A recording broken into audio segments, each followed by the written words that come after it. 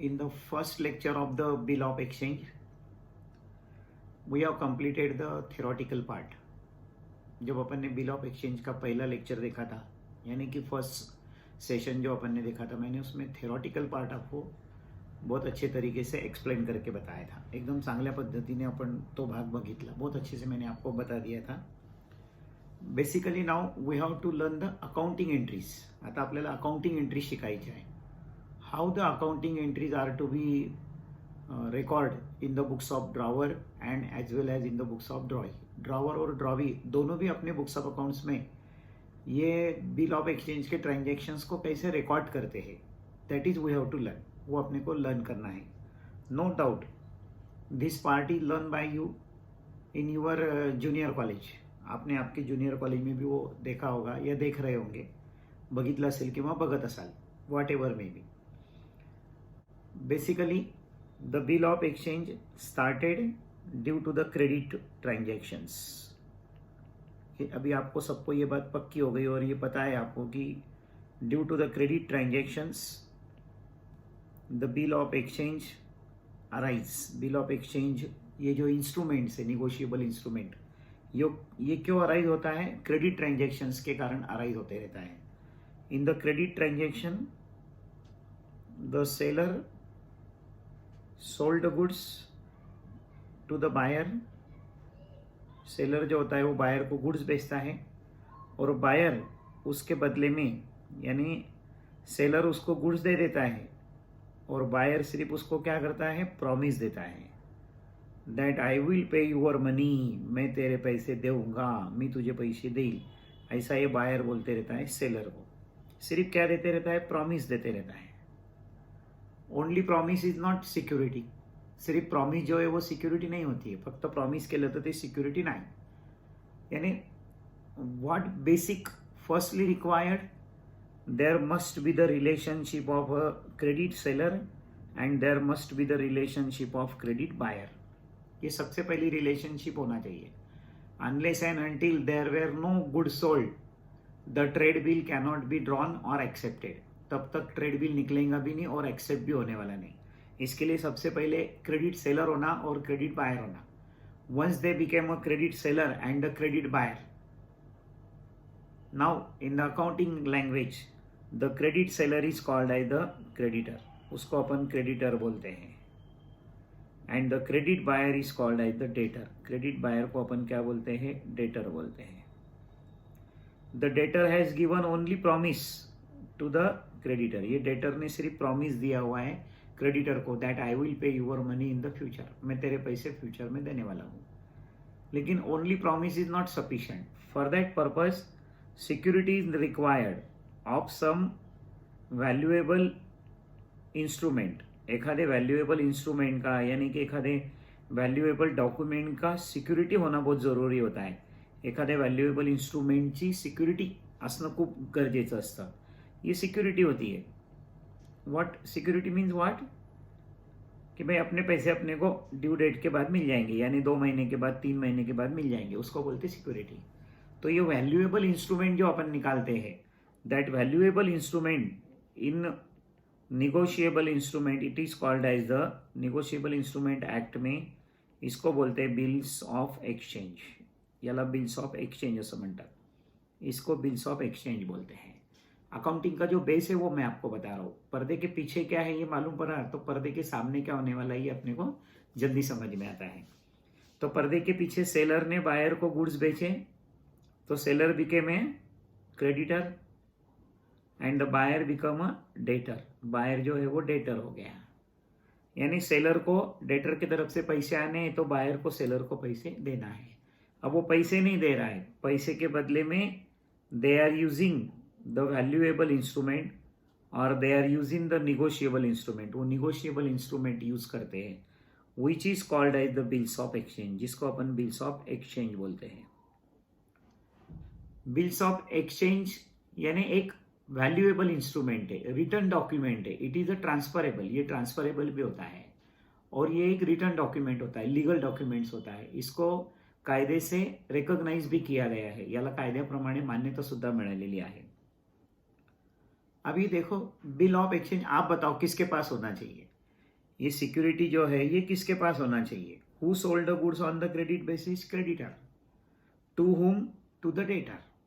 तो सिक्योरिटी जो है यानी ये जो वैल्यूएबल इंस्ट्रूमेंट है ये किसके पास होना चाहिए? क्रेडिटर के पास होना चाहिए. अब ये क्रेडिटर के पास वो होना चाहिए, तो क्रेडिटर क्या करता है? ये बिल ऑफ एक्सचेंज के अंदर जो उसको लिखना है वो सब वो लिखता है और ये एक बनाता है. क्या बनाता है? ड्राफ्ट ऑफ अ बिल बनाता है. काय बनवतो तो? ड्राफ्ट ऑफ अ बिल बनाता है. जैसे ही क्रेडिटर ने ड्राफ्ट ऑफ अ बिल बनाना स्टार्ट करा, creditor is called as the maker. उसको मेकर बोलते हैं. यानी ही उसको दूसरे लैंग्वेज में, बिल ऑफ एक्सचेंज के लैंग्वेज में अपन क्या बोलते हैं? ड्रॉवर. उसको ड्रॉवर बोलते हैं. यानी creditor makes the draft of a bill and draws that draft of a bill on a debtor. वो डेटर को बस वो भेजता है. He send that draft of a bill to the debtor. Debtor के पास वो भेजता है and debtor has to accept it. Debtor को अब वो एक्सेप्ट करना चाहिए. डेटरला ये जो ड्राफ्ट ऑफ अ बिल होता है वो डेटर ने एक्सेप्ट करना चाहिए. जैसे ही डेटर उसको एक्सेप्ट कर लेगा, एक्सेप्टेड कर लेगा, ही बिकम अ ड्रॉई. ये बन जाएगा ड्रॉई. कौन बन जाएगा? ड्रॉई. डेटर ड्रॉई बन जाएगा. नाउ टेल मी, सिक्योरिटी किसको होना है? क्रेडिटर को होना है. देगा कौन? डेटर देगा. फिर ये क्या करेगा? ये ड्राफ्ट ऑफ अ बिल के ऊपर एक्सेप्टेड लिखेगा, अपनी सिग्नेचर करेगा, अपनी सही करेल और अपनी साइन करके ये ड्राफ्ट ऑफ अ बिल इधर आने के बाद वापस वो इधर भेज देगा. जैसे ही ड्राफ्ट ऑफ अ बिल इधर भेज दिया, it is called as the bills of exchange. इसको अपन बोलते हैं bills of exchange. Same bills of exchange is recorded in the both book. वही बिल ऑफ एक्सचेंज, एक ही बिल्स ऑफ एक्सचेंज होता है. एकच बिल्स ऑफ एक्सचेंज असतं. वही बिल्स ऑफ एक्सचेंज यानी एक ही इंस्ट्रूमेंट होता है, एक ही डॉक्यूमेंट होता है. वही डॉक्यूमेंट को, वही इंस्ट्रूमेंट को ड्रावर भी अपने बुक्स में रिकॉर्ड करता है, यानी क्रेडिटर भी अपने बुक्स में रिकॉर्ड करता है. और वही डॉक्यूमेंट को, वही इंस्ट्रूमेंट्स को ड्रॉवी भी यानी कि डेटर भी अपने बुक्स ऑफ अकाउंट्स में रिकॉर्ड करता है.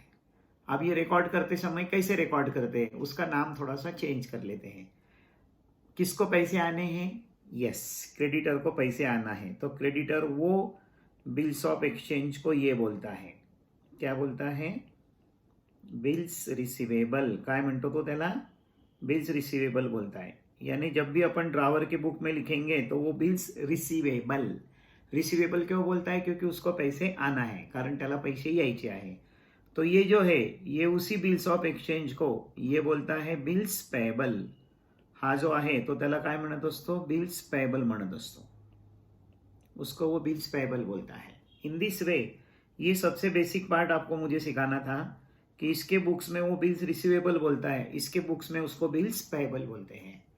अब ये बिल्स रिसीवेबल करके ट्रीटमेंट करेगा, बिल्स रिसीवेबल करके अकाउंटिंग बुक्स में अकाउंट करेगा बुक्स ऑफ अकाउंट्स में, तो ये बिल्स पेएबल करके अपने बुक्स ऑफ अकाउंट्स में एंट्रीज करते रहता है. अब मैं अकाउंटिंग एंट्रीज की तरफ जा रहा हूं. आता मी तुम्हाला अकाउंटिंग एंट्रीज कशा होतात ते सांगत आहे. How the accounting entries are to be pass in the books of drawer and as well as in the drawing. Now tell me with whom the bills receivable is now. अब bills receivable किसके पास है? ये drawer ने निकाला, drawee के पास भेजा, drawee ने उसको एक्सेप्ट कर लिया और ड्रॉवी ने वापस उसको लौटा दिया. किसको लौटा दिया? रिटर्न कर दिया. ड्रॉवर के पास आ गया. यानी अब ये बिल्स रिसीवेबल जो है ये हमेशा ड्यू डेट तक किसके पास रहेगा? ड्रॉवर के पास रहेगा. He is remain till the maturity date with the drawer or with the holder or in our language with the creditor. He has to decide what to do with that bills receivable. वो bills receivable के साथ क्या करना है ये decide करने का अधिकार जो होता है वो होल्डर को, यानी कि वो ड्रॉवर को, यानी कि वो क्रेडिटर को होता है. और ये जो होता है अपना ड्रॉइंग, इसका एक ही काम है, एक बार बिल एक्सेप्ट कर देना और बाद में बिल के पैसे देना. शेवटी बिलाचे पैसे द्यायचे. यानी from the accounting point of view, there are no several entries in the books of drawing. From the accounting point of view, there are no several entries in the books of drawee. Drawee के book में ज़्यादा entries नहीं है। Drawee के book में generally acceptance given यानी कि bills payable given और बिल्स पेएबल ऑनर्ड, यही एंट्री ज़्यादा करके होती है। जास्त करून याच एंट्री होत असतात। एंट्री ज़्यादा करके ड्रॉवर के बुक में होती है, because that bills receivable is with the drawer, क्योंकि वो बिल्स रिसीवेबल जो है वो ड्रॉवर के पास है।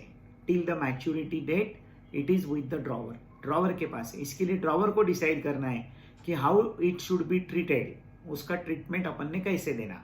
और जैसी ट्रीटमेंट, ज्या प्रकारे ट्रीटमेंट ड्रॉवर देईल, जैसी ट्रीटमेंट ड्रॉवर देगा वैसे अकाउंटिंग एंट्रीज अपने को ड्रॉवर के बुक में और as well as in the books of drawing भी करना पड़ता है।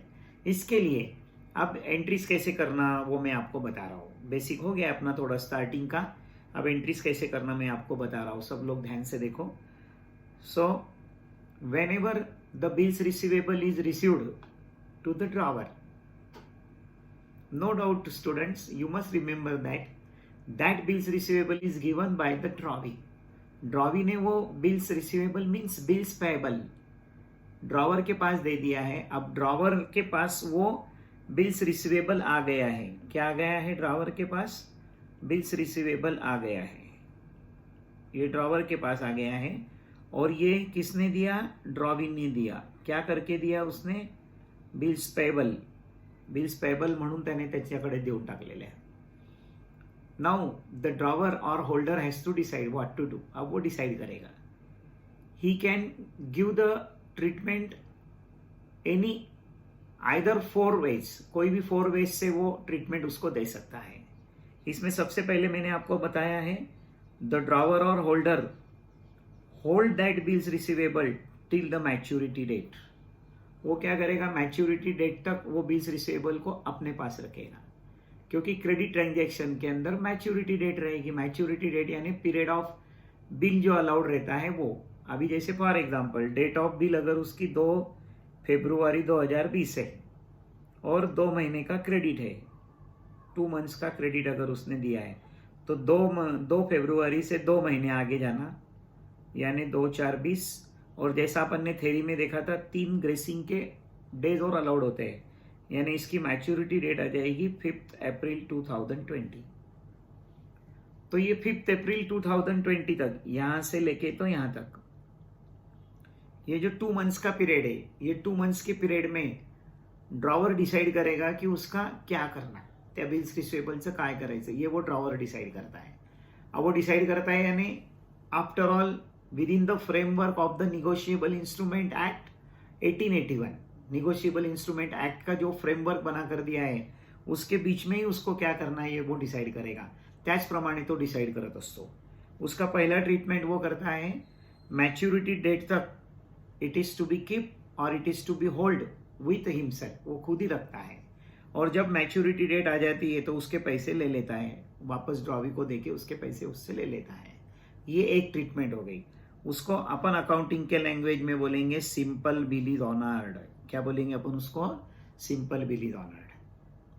अब ड्रॉवर नहीं तो holder, instead of keeping that bills receivable with himself till the maturity date, maturity date तक वो बिल्स रिसीवेबल अपने पास रखने के बजाय, पैसों की जरूरत अगर है उसको, ड्रॉवर को या होल्डर को पैसों की अगर जरूरत है, त्यांना जर पैशांची गरज है, तो वो बिल्स रिसीवेबल वो क्या कर डालता है? सेल कर देता है।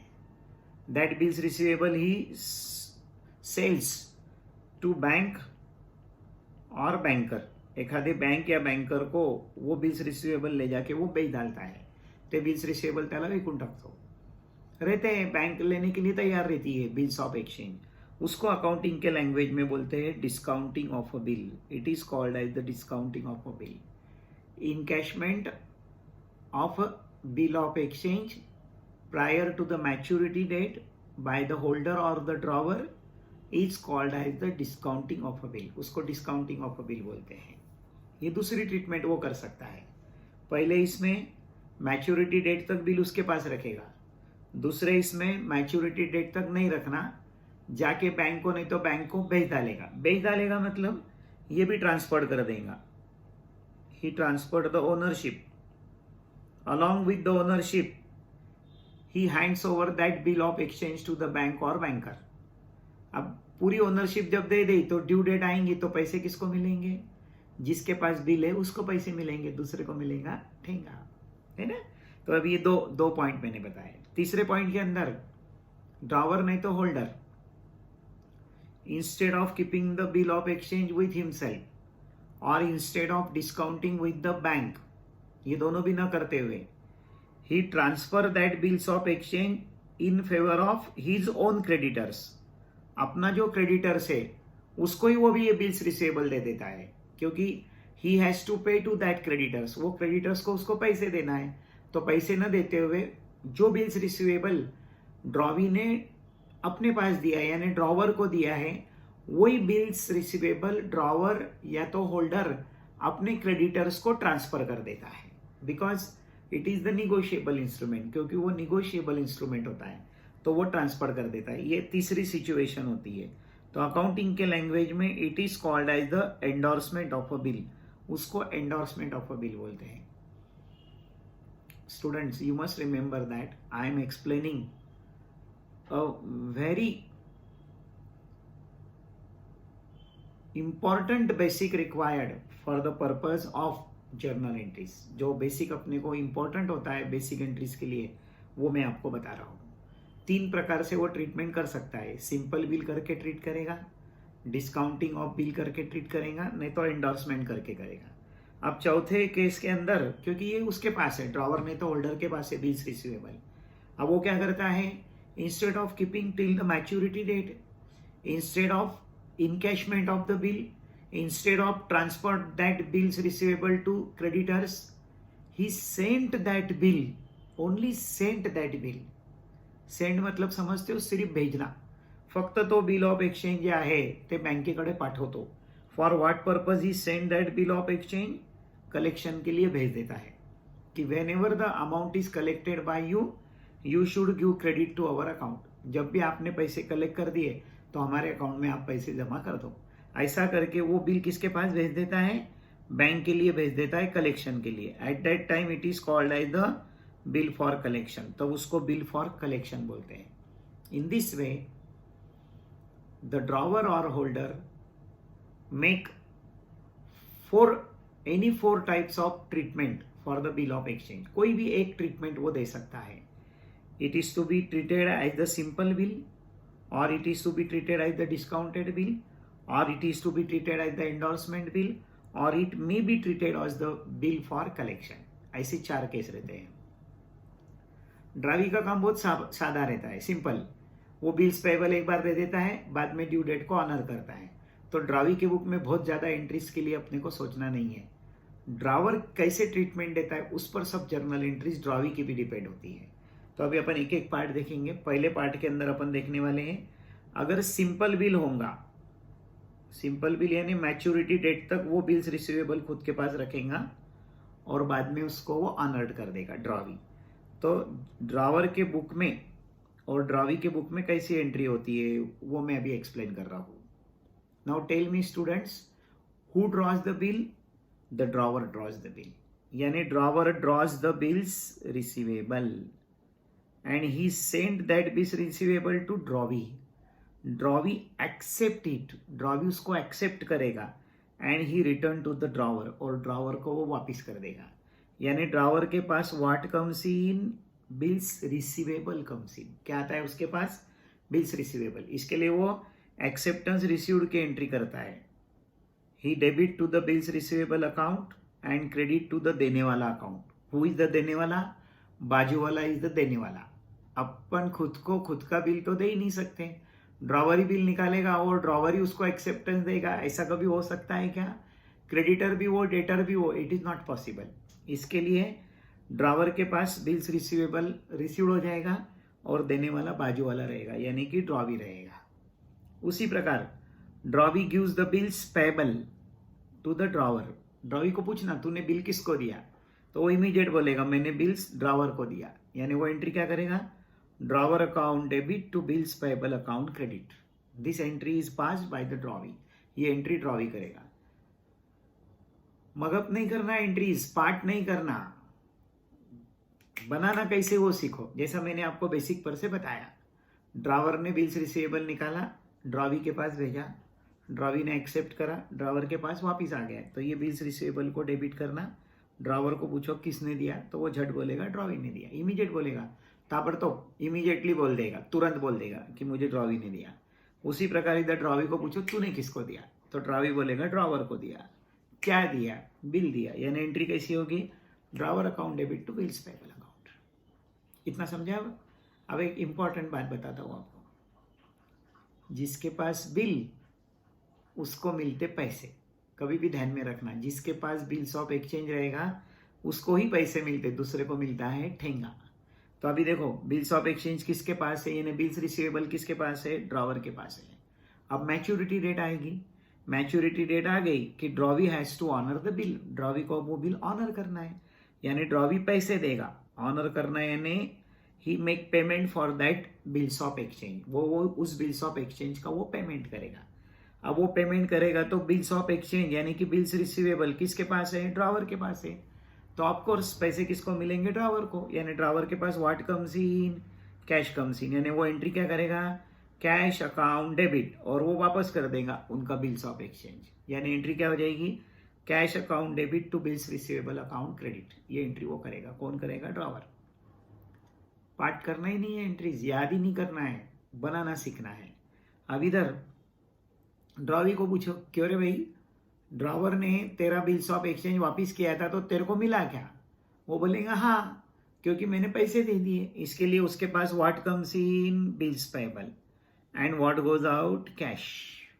यानी वो एंट्री क्या करेगा, bills payable account debit to cash account. ये हो गया सिंपल बिल ऑनर का पार्ट। अभी सेकंड ट्रीटमेंट में वो उसी बिल ऑफ एक्सचेंज को डिस्काउंट करता है।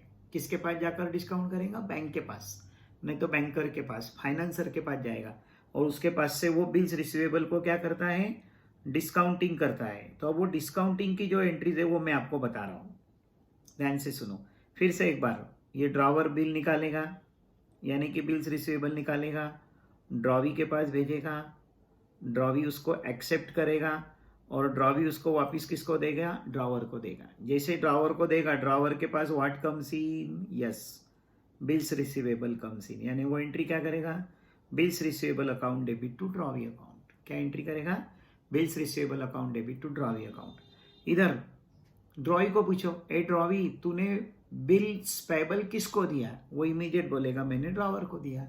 यानी एंट्री क्या होगी, drawer account debit to bills payable account. Either four में से कोई भी ट्रीटमेंट रहो, पहली ये दो एंट्रीज तो आपको करना ही है। जब तक ये दो एंट्रीज नहीं होंगे अपन आगे जा ही नहीं सकते। बताओ अभी फ्रेंड्स, किसके पास में है रे भाई वो बिल्स रिसीवेबल, किसके पास है बिल्स रिसीवेबल, बताओ जल्दी से। कोणाकडे रहते बिल्स रिसीवेबल, जल्दी से बोलो, शाबाश। किसके पास है, ड्रावर के पास है। अब ड्रावर क्या कर रहा है उसको, for discounting of a bill, यानी वो बिल्स रिसीवेबल लेके जा रहा है और बैंक को नहीं तो बैंकर को बेच रहा है। जैसे ही वो बिल्स रिसीवेबल ले जाएगा, जैसे ही वो बिल्स रिसीवेबल ले जाएगा और बैंक या बैंकर को दे देगा, who is the receiver, bank is the receiver. यानी एंट्री कैसे स्टार्ट होंगी, बैंक अकाउंट डेबिट, और क्या दे रहा है वो उसको, bills receivable, what goes out, bills receivable. तो ये टू बिल्स रिसीवेबल लिखेंगे अपन, क्योंकि उसके पास से बिल्स रिसीवेबल गोज आउट हो गया। और अभी सिंपल थिंग है, जो बिल्स रिसीवेबल के पैसे 2 महीने के बाद मिलने वाले हैं, ज्या बिल्स रिसीवेबलचे पैसे 2 महिन्यानंतर मिळणार आहे, उस बिल्स रिसीवेबल के पैसे ड्रॉवर नहीं तो होल्डर बैंक को आज ही मांग रहा है। तो tell me, if suppose the bills receivable of ₹40,000, समझो बिल्स रिसीवेबल 40,000 रुपए का है, तो bank will pay in advance the whole 40,000 rupees to the drawer और होल्डर। बैंक पूरे की पूरी 40,000 रुपए होल्डर या ड्रॉवर को देंगी क्या, इम्पॉसिबल, कोई भी नहीं देने वाला, आप भी नहीं देने वाले। आप बोलेंगे 2 महीने तो तू पैसे यूज करने वाला है ना, इसके लिए तेरे को मैं 200 रुपये कम देता हूँ, इसके लिए वो 200 रुपये कम देगा, और बाकी के पैसे अपने को मिलेंगे। यानी एंट्री क्या हो जाएगी, it is the loss, bank account debit, discount account debit to bills receivable account, ये होंगी डिस्काउंटिंग की एंट्री। कौन बिल्स रिसीवेबल डिस्काउंट कर रहा है, किसके पास जाके, ड्रॉवर नहीं तो होल्डर बैंक या बैंकर के पास जाके बिल्स रिसीवेबल को डिस्काउंट कर रहा है। ये अपना दोस्त बीच में आया है क्या रास्ते में? नहीं। इसके लिए इस केस की इसके बुक में एंट्री होने वाली नहीं। डिस्काउंटिंग ऑफ बिल की एंट्री ड्रॉवी के बुक में होने वाली नहीं। अब ड्यू डेट आएगी, मैच्योरिटी डेट आएगी। मैच्योरिटी डेट आई कि ये अपना सिंपल मैन बेचारा सिंपल है, इसको तो बिल ऑनर करना ही पड़ता है, बिल्स के पैसे इसको देना ही पड़ेगा। अब वो बिल्स के पैसे देगा, यानी उसके पास बिल्स पेबल वापस आ जाएगा, यानी वो एंट्री क्या करेगा? Bills payable account debit to cash account credit, क्योंकि कैश गोज आउट हो जाएगी। का एंट्री करेल तो bills payable account debit to cash account credit. ठीक है ना भाई, इसने तो पैसे दे दिए, लेकिन पैसे किसको मिलेंगे वो इंपॉर्टेंट है ना। आइदर द ड्रॉवर और holder pass the entry for honour of a discounted bill or not, this is the point. Drawer या holder discounting of bill honour होने के बाद अपने बुक्स में एंट्री करेगा या नहीं करेगा, ये अपने को सोचना है।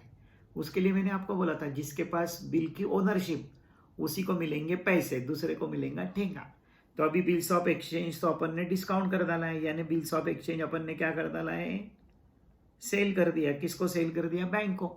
यानी ओनरशिप किसके पास है? बैंक के पास है।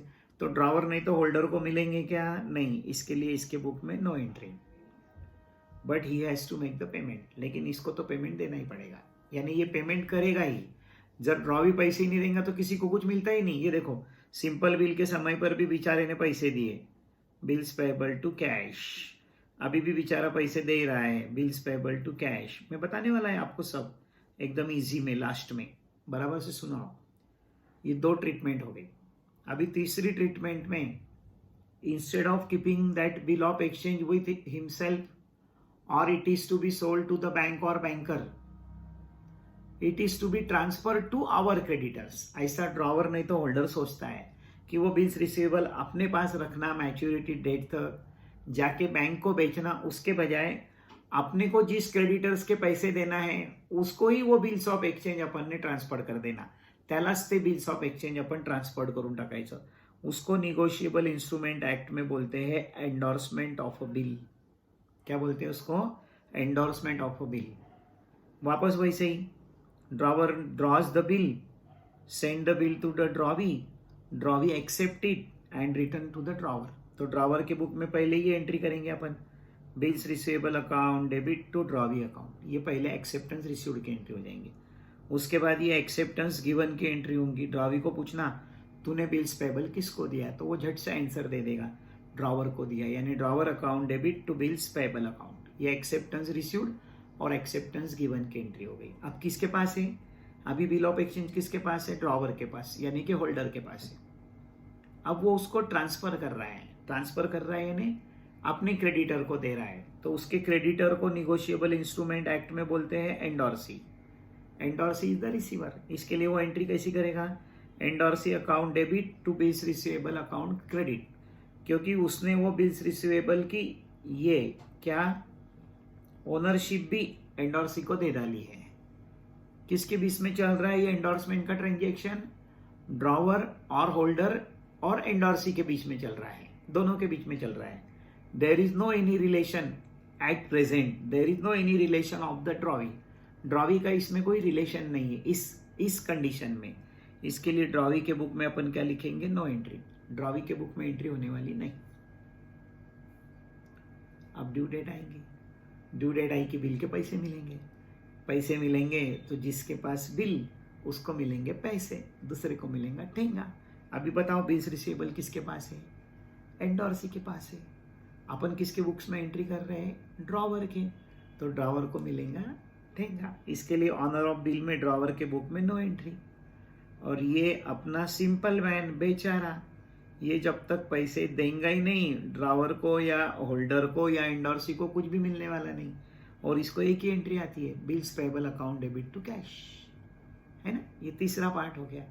अभी चौथे पार्ट में, instead of holds the bill till the maturity or it is to be sold to the bank और banker or it is to be transfer to our creditors, it is to be deposited, note the point, it is to be deposited with the bank, only deposited with the bank, no ownership is transferred। ownership transferred नहीं करना, सिर्फ bank के पास वो bills of exchange क्या करना? Deposit करना, no ownership, ownership transferred नहीं करना, ownership is remain with the drawer और होल्डर, ओनरशिप ये ड्रॉवर नहीं तो होल्डर के पास ही रहेगी, सिर्फ वो डिपॉजिट करेगा। पहले वापस वैसे ही एक्सेप्टेंस रिसीव्ड की एंट्री करेंगे, ड्रॉवर बिल निकालेगा, ड्रॉवी के पास भेजेगा, ड्रॉवी उसको एक्सेप्ट करेगा, एक्सेप्ट करने के बाद वापस लौटा देगा, यानी एंट्री हो जाएगी बिल्स रिसीवेबल टू ड्रॉवी। इसको आप डांट के पूछो, ये इमीडिएट बोलेगा drawer account debit to bills payable account. अब बताओ बिल्स रिसीवेबल किसके पास है? ड्रॉवर के पास है, यानी कि होल्डर के पास है। अब वो बिल्स रिसीवेबल को क्या कर रहा है? सेंड कर रहा है। किसके पास सेंड कर रहा है? बैंक के पास। काय के लिए? कलेक्शन के लिए।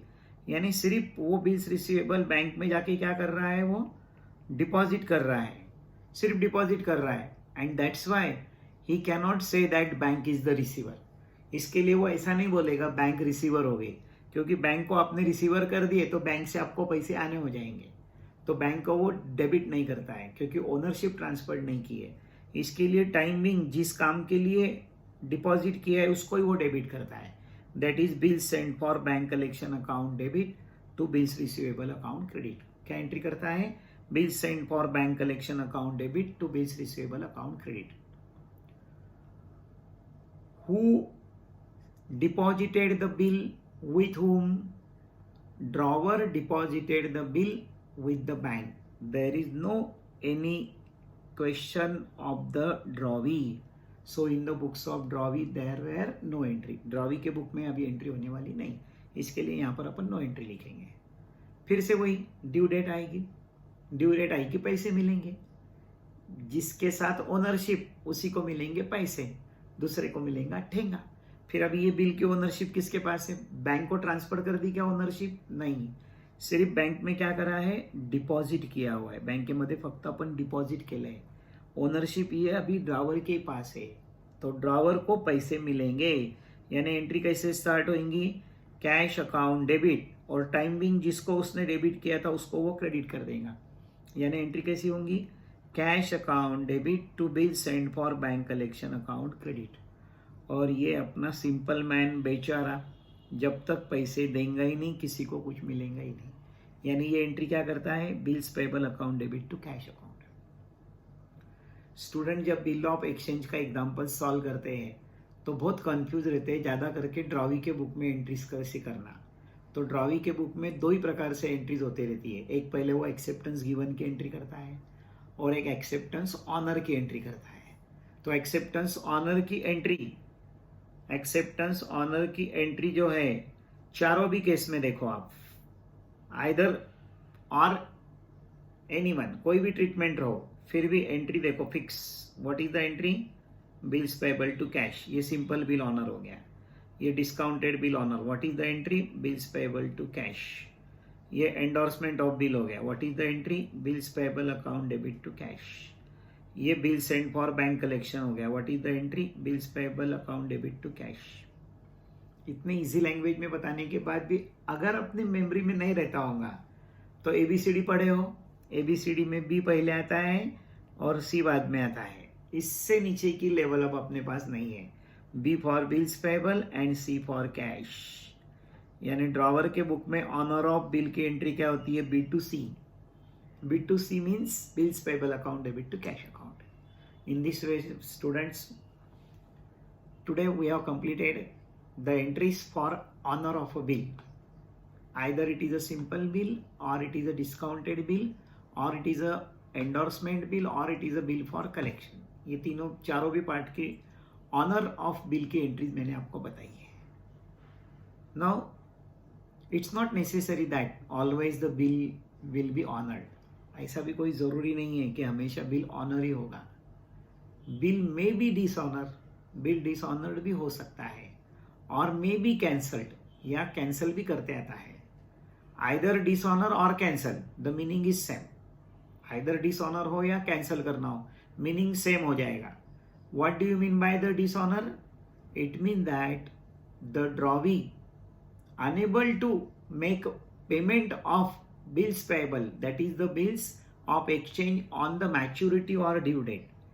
जब बिल के ड्यू डेट के समय पे ड्रॉवी बिल ऑफ एक्सचेंज के पैसे देने के लिए नहीं बोल देता है, दैट आई एम अनएबल, नहीं बोल देता मतलब बेचारे के पास पैसे नहीं होंगे तो कहाँ से देगा, फिर वो बिल क्या हो जाता है, डिसऑनर हो जाता है। As the bills of exchange dishonour और कैंसल, जैसे ही बिल ऑफ एक्सचेंज डिसऑनर्ड होता है और कैंसल होता है, वैसे ही वापस वो अपने ओरिजिनल फूट में चले जाते हैं, ते त्यांच्या ओरिजिनल रोलमध्ये पुन्हा चालले जातात। अब वो उनके ओरिजिनल रोल में चल जाते मतलब he became a creditor and immediately he became a debtor, immediately ये डेटर बन जाता है।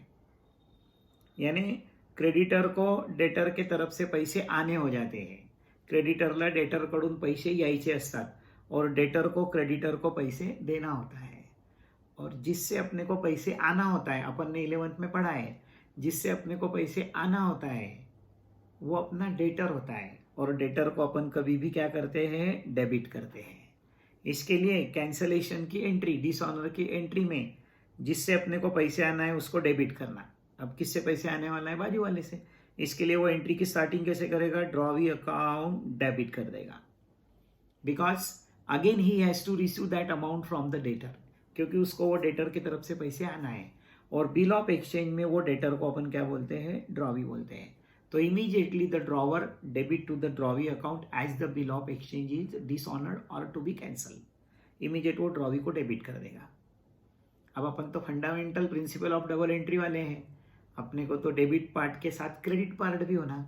अब क्रेडिट किसको करना, credit is depend on the treatment given by the drawer और holder to that bill of exchange. वो बिल ऑफ एक्सचेंज को ड्रॉवर ने या होल्डर ने जैसी ट्रीटमेंट दी है उस हिसाब से अपन क्रेडिट करेंगे। अगर ये वाला बिल है, कौन से वाला बिल है, या करेक्ट सिंपल बिल है तो सिर्फ क्या लिखना, बिल्स रिसीवेबल लिखना। अगर समझो सिंपल बिल नहीं है, बिल को अपन ने क्या किया है, डिस्काउंटिंग किया हुआ है, तो टू बैंक लिखना, क्योंकि बिल किसके पास डिस्काउंट होता है, बैंक के पास होता है। अगर तीसरे केस में बिल फॉर कलेक्शन रहा और डिसऑनर्ड हो गया तो यही लिखना, बिल फॉर कलेक्शन लिखना। और समझो चौथा प्रकार रहा, एंडोर्समेंट ऑफ द बिल रहा, तो एंडोर्सी का नाम लिखना। इस प्रकार से it's depend on the treatment given by the holder और द ड्रॉवर। होल्डर या ड्रॉवर वो बिल ऑफ एक्सचेंज को कैसी ट्रीटमेंट देता है उसके ऊपर अपन क्रेडिट डिसाइड करते हैं। लेकिन debit is a fix, debit fix होता है। इसके लिए ध्यान में रखो, जब जब बिल डिसऑनर्ड होता है या जब जब बिल अपने को कैंसिल करना होता है, ड्रॉवर के बुक में ड्रॉवी का अकाउंट डेबिट ही होता है। ध्यान में रखना है, जब जब बिल डिसऑनर्ड होता है ड्रॉवर के बुक में ड्रॉवी का अकाउंट कभी भी डेबिट ही होता है। And credit is depend on the treatment of that bill bye the drawer और होल्डर। वो ड्रॉवर नहीं तो होल्डर ने उसको कैसी ट्रीटमेंट दी है वैसा क्रेडिट करना। अगर सिंपल बिल है तो बिल्स रिसीवेबल, डिस्काउंटेड बिल है तो बैंक, बिल फॉर कलेक्शन है तो बिल फॉर कलेक्शन, एंडोर्समेंट होगा तो एंडोर्सी। चारों एक साथ नहीं आएंगे, कौन सी तो भी एक ही ट्रीटमेंट रहेंगी। It depend on the language of the example, example के लैंग्वेज के ऊपर वो डिपेंड होता है। अभी स्टूडेंट्स कंफ्यूज रहते हैं ड्रॉवी के बुक में एंट्री कैसे करना। बहुत सिंपल है, ड्रॉवी के बुक में एक बात आप ध्यान में रखो, बिल ऑनर हो या डिसऑनर्ड हो, आइदर ऑनर और डिसऑनर्ड, ये तो डेबिट में रहेंगे ही, बिल्स पेबल डेबिट ही रहेगा, फिक्स है बिल्कुल। बिल्स पेबल डेबिट, देखो ऊपर देख लो, bills payable debit, bills payable debit, bills payable debit, bills payable debit. अगर ऑनर हो गया तो टू कैश आएगा, क्योंकि कैश इज गोज आउट, इसके लिए वो टू कैश लिखेगा ऑनर हो गया है तो। लेकिन अपने को तो डिसऑनर का देखना है, D for Dabbu and D for dishonour. जो डब्बू रहता है वही डिसऑनर्ड करता है बिल ऑफ एक्सचेंज को, और जो बिल्स ऑफ एक्सचेंज को डिसऑनर्ड करता है तो D for Dabbu and D for drawer. इसके लिए यहाँ पर लिखना टू ड्रॉवर अकाउंट, यानी एंट्री क्या होगी, bills payable account debit to drawer account. और my clever student, you must remember that अपने बुक में अपना नाम कभी भी नहीं आता है, स्वतःच्या पुस्तकात स्वतःचं नाव कधीच येत नाही। ये किसका बुक था, ड्रॉवी का था। अब ड्रॉवी का बुक था तो यहाँ टू ड्रॉवी कभी आने वाला नहीं, बाजू वाले को पकड़ना। किसको पकड़ना, बाजू वाले को पकड़ना, बाजू वाले का नाम लिखना टू ड्रॉवर है। इसलिए मैंने बोला डी फॉर डब्बू, D for dishonour and D for drawer. यानी डिसऑनर की एंट्री क्या होगी, bills payable account debit to drawer account. So in this way the two lots are explain by me. मैंने 2 लॉट आपको एक्सप्लेन करे, पहले honour of bill का बताया, बाद में अभी डिसऑनर ऑफ बिल का बताया। अभी और जाना है अपने को, खत्म कर डालेंगे आज अपन। When we have studied that theoretical part, जब अपन ने वो थ्योरेटिकल पार्ट पढ़ा था, at that time I explain you that whenever the bill of exchange is a dishonoured, जब भी बिल ऑफ एक्सचेंज डिसऑनर्ड होता है, जब भी डिसऑनर्ड होता है तो immediately if it is the foreign bill then it is compulsorily to be noting and protesting with the notary public. उसका अपने को नोटरी पब्लिक के साथ नोटिंग और प्रोटेस्टिंग करना पड़ता है अगर वो फॉरेन बिल होगा तो। It does not mean that for the inland bill you cannot go for noting and protesting. इसका मतलब ऐसा नहीं है कि इनलैंड बिल के लिए आप नोटिंग और प्रोटेस्टिंग नहीं कर सकते हो। फॉर योर सेफ्टी और for your security even the inland bill also you can registered with the notary public after the dishonour. Dishonour होने के बाद आप भी वो जाके वहां पर कर सकते हो। अब ये बिल ऑफ एक्सचेंज जब डिसऑनर्ड होता है, जेव्हा डिसऑनर्ड होत असतं तो उसका रजिस्ट्रेशन करने का काम अपने इंडिया के अंदर एक स्पेशल ऑफिसर को दिया गया है। That special officer is called as the notary public. Generally advocates are doing this work in our India. Advocate जो होते हैं वो ये काम अपने इंडिया के अंदर करते हैं, उनको बोलते हैं नोटरी पब्लिक। जैसे भी डिसऑनर्ड हो जाएगा, ड्रॉवर या तो होल्डर वो बिल्स ऑफ एक्सचेंज किसके पास देगा, नोटरी पब्लिक के पास देगा। फिर नोटरी पब्लिक अपनी प्रोसेस स्टार्ट करेगा। Notary public again give one opportunities to the drawee. Drawee को और एक अपॉर्चुनिटी देगा कि भैया you should pay the bill amount, bill amount दे दे, बिल के पैसे दे दे। ऐसा नोटरी पब्लिक वापस ड्रॉवी को एक अपॉर्चुनिटी देंगे। अपने इंडिया में अपॉर्चुनिटी मिलती ही रहती है, आपको पता है। फिर मिली ना अपने को भी, एक परीक्षा आगे बढ़ गई ना, तो ड्रॉवी के पास भेजता है, वो ड्रॉवी को बोलता है ऑनर कर दे। तो फिर भी ड्रॉवी ने अगर बिल ऑनर नहीं किया then the notary public register this fact in his own register. अपने रजिस्टर के अंदर वो फैक्ट वो लिख लेता है along with the reasons for dishonour of a bill. Bill क्यों डिसऑनर हुआ उसका रीजन भी उसमें वो लिख डालता है। कौन करता है ये सब काम, नोटरी पब्लिक।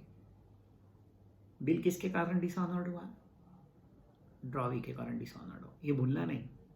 और जिसके कारण घटना घडती है वो उसके लिए जिम्मेदार रहता है, त्याच्यासाठी तो जिम्मेदार असतो। फिर ये नोटरी पब्लिक वो फैक्ट अपनी बुक में रजिस्टर करता है। भारत में कोई भी कौन सा भी काम चकटफू में नहीं करता है, यानी फुकट में नहीं करता है। For that purpose the notary public charges for his services. अपनी सर्विसेज के लिए वो एक स्मॉल फीस चार्ज करता है। कौन सी फीस चार्ज करता है, small fees. That small fees is called as the noting charges in our India और इन अवर अकाउंटिंग। अकाउंटिंग के लिए उसको नोटिंग चार्जेस बोलते हैं।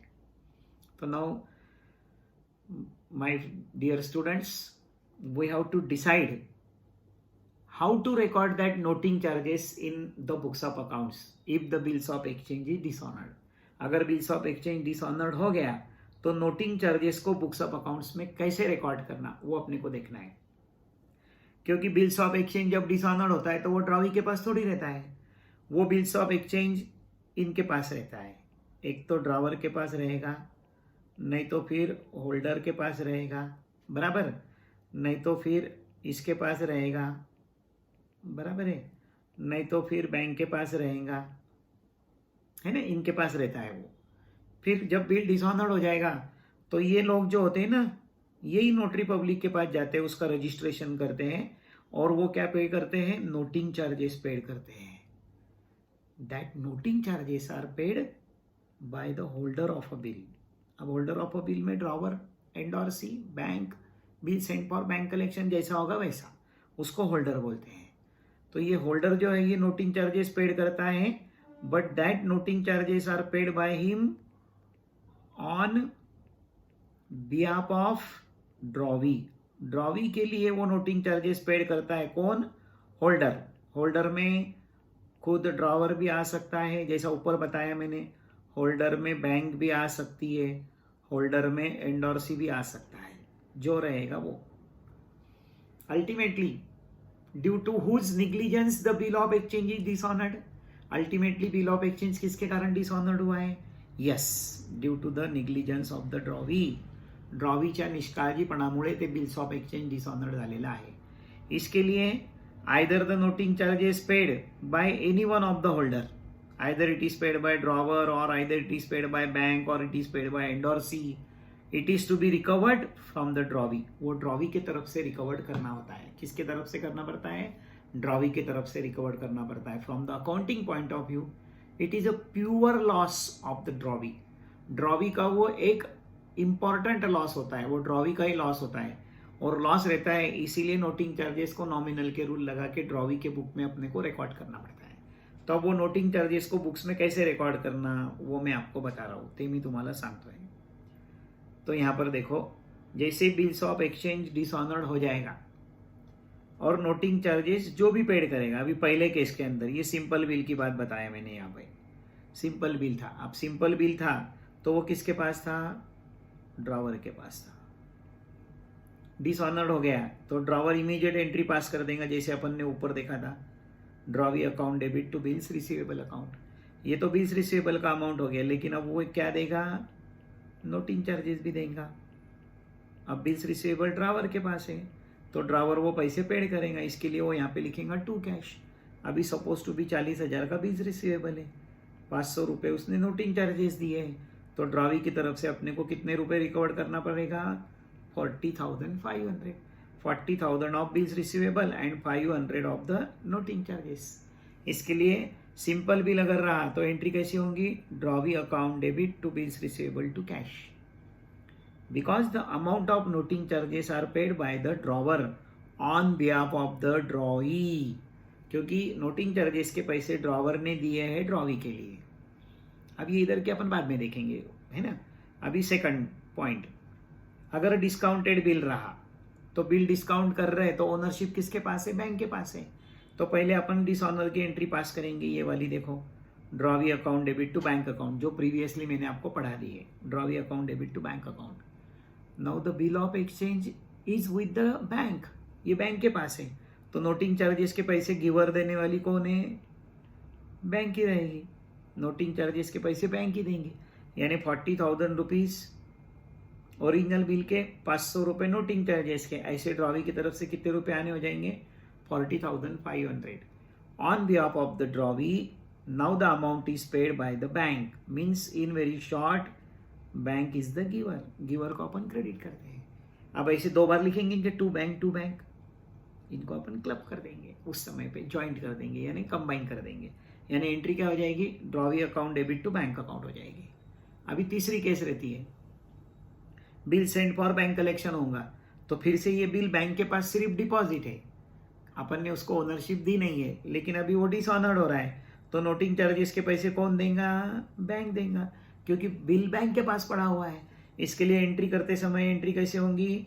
Drawee account debit bill send for bank collection, या तो 40,500 ही आएंगे या 40,000 आएंगे, और ये 500 रुपीज बैंक देने वाली, इसके लिए सेपरेट टू बैंक बताएंगे. अभी चौथे केस के अंदर, in the fourth case, endorsement, यानी कि ट्रांसफर किया हुआ है अपन ने बिल ऑफ एक्सचेंज. अब बिल ऑफ एक्सचेंज जब ट्रांसफर किया है तो वो किसके पास था? एंडोर्सी के पास. तो पहले ये डिसऑनर की एंट्री पास की अपन ने. जब जब बिल डिसऑनर होता है ड्रॉवर के बुक में ड्रॉवी का अकाउंट डेबिट होता है, और एंडोर्समेंट बिल है, इसके लिए एंडोर्सी को क्रेडिट किया. तो अभी ये देखो 40,500 रुपीज और ये 40,000 रुपीज, और ये 500 रुपये नोटिंग चार्जेस किसने दिए? एंडोर्सी ने. तो ऐसे दो बार लिखेंगे कि टू एंडोर्सी नहीं, कंबाइन कर देंगे. यानी whenever the noting charges are paid at the time of simple bill, and bill for collection, then it is to be separately credited to cash and credited to bank account. And if it is paid at the time of discounting of a bill, then no separate credit is to be given, it is to be added in that entry. वो entry के अंदर ही add करना, discounting के समय और endorsement के समय. और अभी इधर आ जाओ, जब जब बिल डिसऑनर्ड होता है, अब ड्रॉवी के बुक में आइदर बिल ऑनर और डिसऑनर, डेबिट किसको करेगा? बिल्स पेबल को ही डेबिट करेगा। और क्रेडिट किसको करेगा? ड्रॉवर को करेगा। और इसी के कारण तो वो डिसऑनर्ड हुआ है। इसके लिए वो नोटिंग चार्जेस भी खुद के बुक में लिखेगा, यानी एंट्री हो जाएगी bills payable account debit, noting charges account debit to drawer account. समझ रहे हैं ना?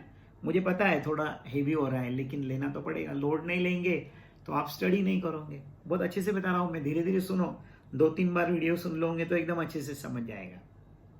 पहले अपन ने ऑनर ऑफ बिल की एंट्रीज देखी, बाद में मैंने डिसऑनर ऑफ बिल की एंट्रीज बताई। डिसऑनर ऑफ बिल के अंदर ही मैंने आपको नोटिंग चार्जेस भी समझा के बताया।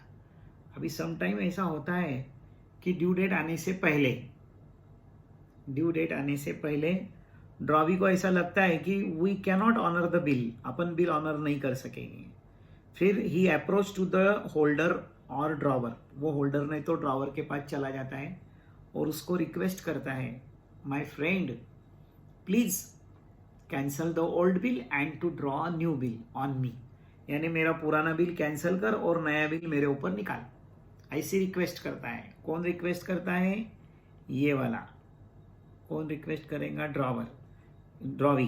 किसको रिक्वेस्ट करेगा?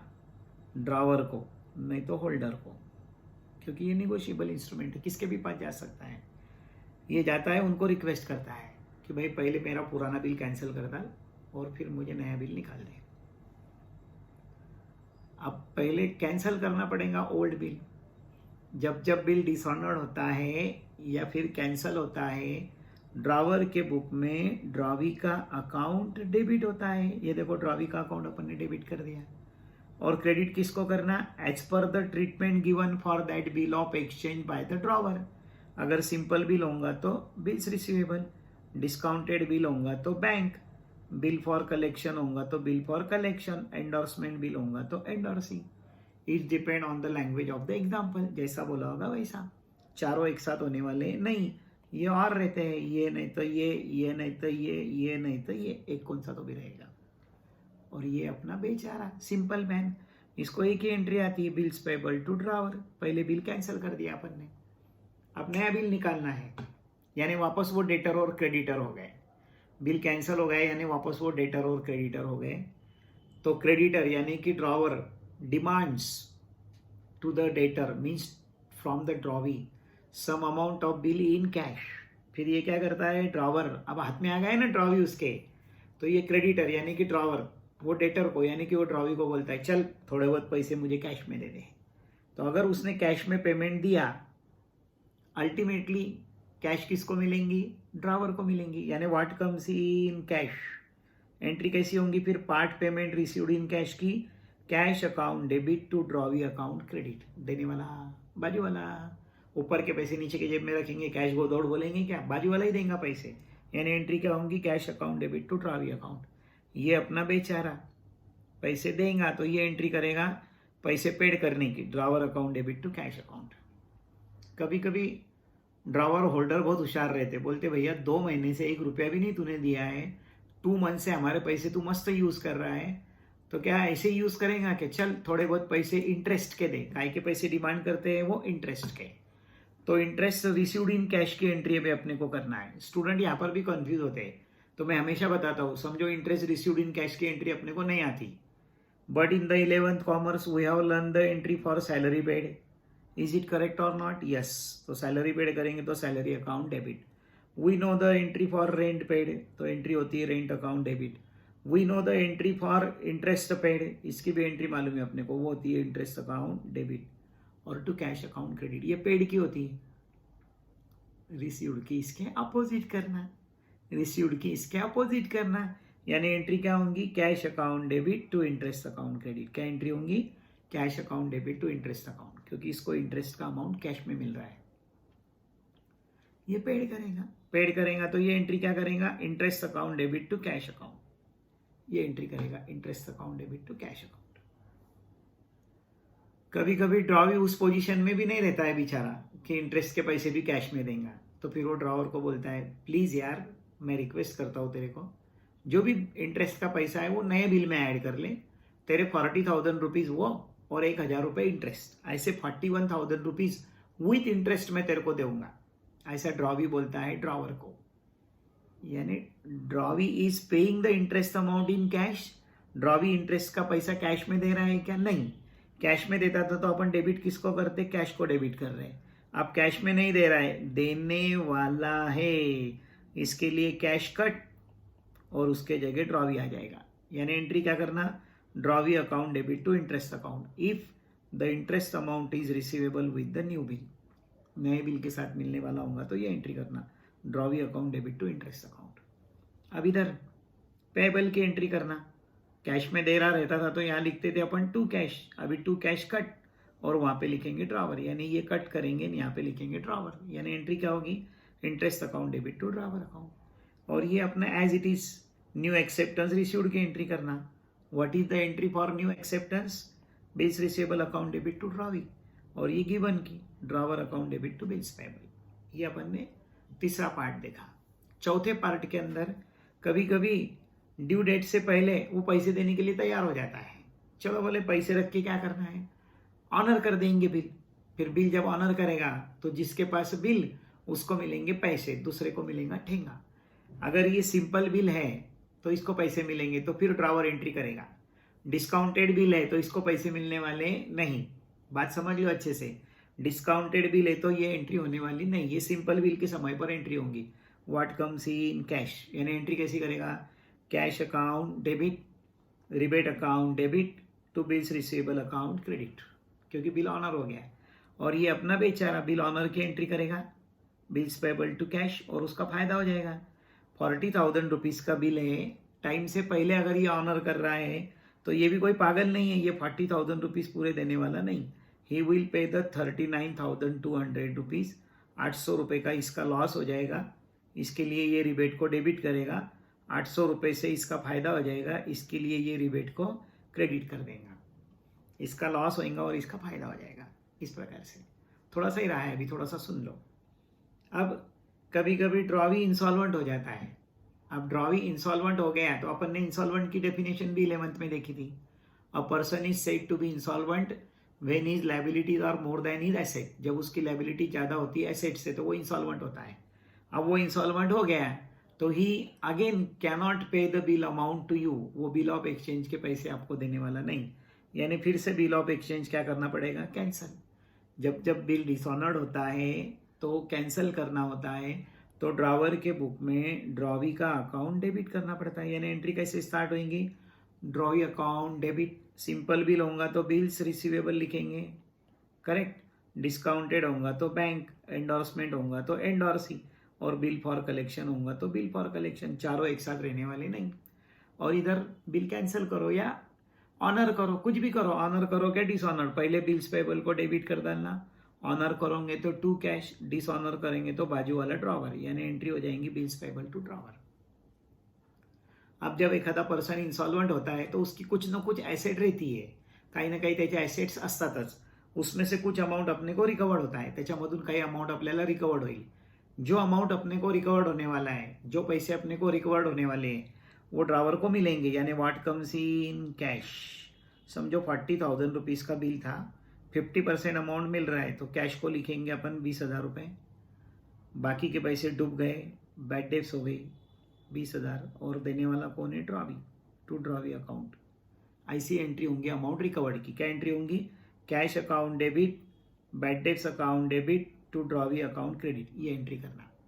और ये इधर अपना पेड करेगा ड्रॉवी. ड्रॉवी को पूछना पैसे किसको दिए रे भाई, डांट के पूछो थोड़ा सा, तो वो इमीडिएट बोलेगा ड्रॉवर को दिया है. यानी एंट्री कैसी होंगी? Drawer account debit to cash account और to deficiency. To bad debts नहीं लिख सकते अपन, ध्यान में रखो. बैड डेट्स को क्रेडिट कभी भी नहीं होगा. बैड डेट्स रिकवरी को क्रेडिट होता है. तो यहाँ बैड डेट्स रिकवरी का कोई सवाल ही नहीं आता है ना. ये तो इंसॉल्वेंट हो गया है, इसके लिए वो बाकी के पैसे दे नहीं सकेगा. इसलिए उसको अपन डिफिशियन्सी बोलते. मराठीमध्ये याला म्हणतात गाडगीळ तूट. यानी टू डिफिशियंसी बोलना. यानी ये एंट्री क्या करेगा? Drawer account debit to cash to deficiency. In this way you have to remember all these entries. इस प्रकार से ये सब एंट्रीज आपको ध्यान में रखना है. फिर से एक बार ध्यान में रखो. 4 प्रकार की ट्रीटमेंट देना: simple bill, discounted bill, bill for collection और एंडोर्समेंट बिल. ड्रावर ने उसको ट्रीटमेंट कैसी दी है या होल्डर ने उसको ट्रीटमेंट कैसी दी है उस हिसाब से ड्रॉवर के बुक में एंट्रीज करना है। ड्रॉई के बुक में ज़्यादा एंट्री करने का काम नहीं पड़ता है।